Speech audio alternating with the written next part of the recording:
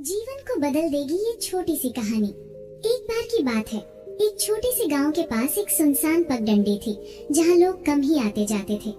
उस रास्ते के किनारे एक बंजर जमीन पड़ी थी, सूखी फटी हुई, जैसे बरसों से बारिश की एक बूंद को तरस रही हो। एक दिन उसी रास्ते से श्री कृष्ण गुजर रहे थे। उनके हाथ में फलों की एक छोटी टोकरी थी।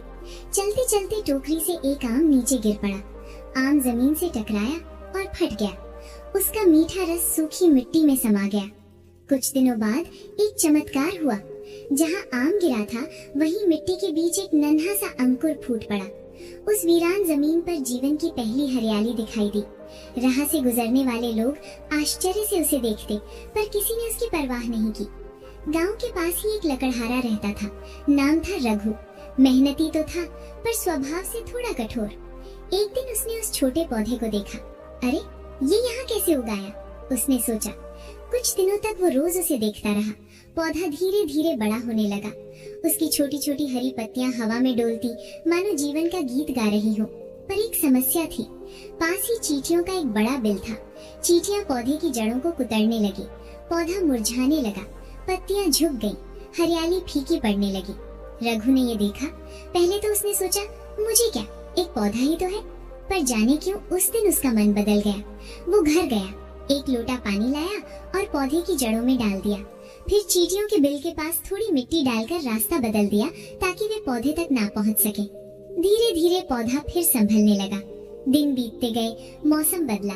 पौधा अब एक छोटा पेड़ बन चुका था।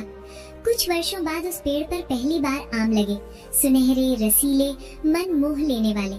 गांव वाले हैरान रह गए। इस बंजर जमीन पर इतना मीठा फल? रघु बस मुस्कुरा देता। उसने कभी किसी को नहीं बताया कि उसने उस पेड़ की कैसे देखभाल की थी। वो रोज उसे पानी देता, कीड़ों से बचाता, आंधियों में सहारा देता। एक दिन वही पगडंडी फिर से चमक उठी। श्री कृष्ण उस रास्ते से पुनः गुजर रहे थे। उन्होंने पेड़ को देखा, फलों से लदा, हरा भरा, जीवन से भरा हुआ। उन्होंने आंखें बंद की और मुस्कुराए।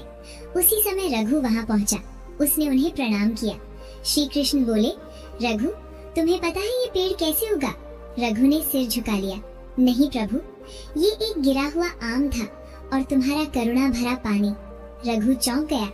श्री कृष्ण ने आगे कहा, जीवन को जन्म देना ईश्वर का काम है, पर जीवन को बचाना इंसान का धर्म है। इतना कहकर वे अंतर्धान हो गए। उस दिन के बाद रघु ने एक निर्णय लिया। उसने गांव में जहाँ जहाँ खाली जमीन देखी, वहाँ पौधे लगाने शुरू कर दिए। लोग पहले हंसे, फिर साथ जुड़ गए। कुछ ही वर्षों में वो सूखा गांव हरियाली से भर गया। पेड़, छांव, फल, ठंडी हवा, सब कुछ। और गांव वाले कहते, एक आम गिरा था, पर उससे पूरा गांव खिल उठा। सीख, छोटी सी दया भी बड़ा परिवर्तन ला सकती है। ईश्वर चमत्कार करता है, पर इंसान की करुणा उसे पूर्ण बनाती है। कहानी कैसी लगी कमेंट में जरूर बताएं। साथ ही वीडियो को लाइक, शेयर और चैनल को सब्सक्राइब अवश्य करें। धन्यवाद।